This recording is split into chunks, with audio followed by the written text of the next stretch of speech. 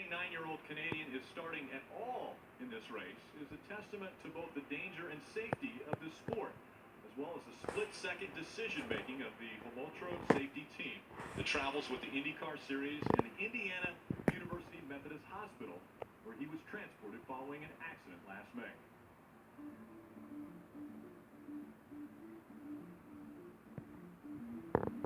It's Indianapolis. Practice day like any other.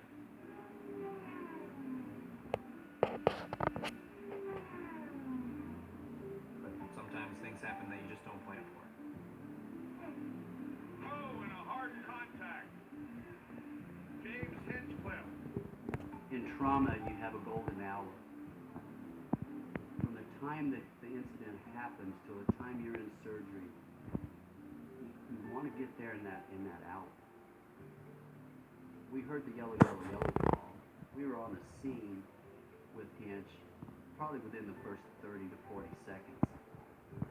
He was trapped in the car in his seat, so we got our spreaders, and we kind of heard the car pop a little bit, and we felt some energy release. We went to take him out again, and he was still caught down in there, but it wasn't like he was compressed and tightly fit. It was just he was really heavy. But we did notice at that point that he was bleeding pretty profusely. Finally got him out onto the backboard of the ambulance had brought to us. And I heard a thump in the seat like someone had dropped their radio down in there. Well, I found out later that that thump I heard was actually the suspension part that we pulled him off of had hit the seat. At the time that they picked me up, he had been maybe 8 to 10 minutes since the accident. Mike said that they had found him in a pool of blood in the car, that he had been pierced by a piece of metal. I thought if we could get him to the trauma center and start transfusing him, he would be okay. By the time we got there and started massively transfusing him, I turned him over in another pool of blood. I said, that's about it. He's lost quite a bit. By the time we reached the second floor where the operating rooms are, I couldn't feel his pulse anymore. Probably had maybe 1 or 2 minutes left before I lost even his heart rhythm. You lose a pulse on your way to the operating room. It's very seldom you get a person back like that. Got his abdomen open, had some catheters into his groin. When we finally got down to the arteries that were injured, once the vessel was identified and we were able to get just manual control, that I think was the moment when I thought, yeah, I think he'll make it. I think we could get him through this. When he woke up, I mean, he obviously had the breathing tubes and the whole nine, and I gave him a piece of paper, and he was writing, and the first question he asked was, what happened? I said, you know, your rocker broke, and then the second question was, when can I drive again? You know, and you know, I'm like, it's gonna be a while, buddy. This was a big one. You're lucky to be with us, you know. And being that it was the second question he asked me, that he already had aspirations to still drive. He was not afraid. He did, you know, he was trying to push the envelope as much as he could to come back, and he did just that. When James first came in to see me June 18th, we had worked for a bit of time with Dr. Pullman, coming up with a game plan of what we could do and what we couldn't do. I was surprised at how much weight he had lost, how weak he was.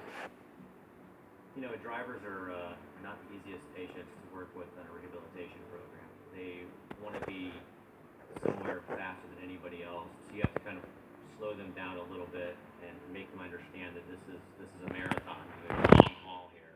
They're concerned about, you know, sponsorship or their job, all these fears that come in that maybe they may never get to do this one thing that almost defines them. You know, James is a very goal-oriented person, very structured with that. So I knew going into this program that when we hit these goals, it was a good day. When we didn't, it was a mental setback. But then you got back up the next day or the next week and you did it again. You just kept going.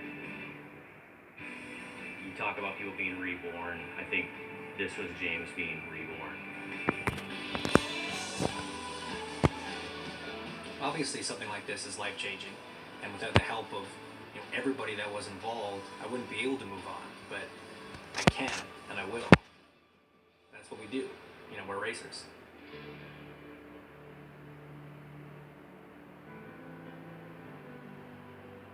And now James Hinchcliffe is just moments away from climbing back in for his first oval race since he was preparing to race at the Indianapolis 500 last year. And all I can say is, wow, that's the second time I've seen that piece, and it is incredibly powerful. James Hinchcliffe is a different breed than most of us. After this incident, he has gone through and talked to everyone that was involved in his rescue. He's essentially interviewed them all, wants to know what happened. He took all the safety crew at St. Petersburg a few weeks ago out to dinner. He's become very good friends with the doctor who we saw, Dr. Timothy Pullman, and he said a nearly life-ending incident has really become a life-changing moment. He's always been appreciative of what he has, but even more so now. So he's back at his first oval, and he hits the wall yesterday in practice. A pretty heavy hit as well. So not an opportunity to qualify. Very little practice time, just about 5 minutes last night. He says he does feel better now because he has an idea of what happened. Some unintended consequences of changes that they were making. But ultimately he says, I'm the one driving the car. I'm the one responsible.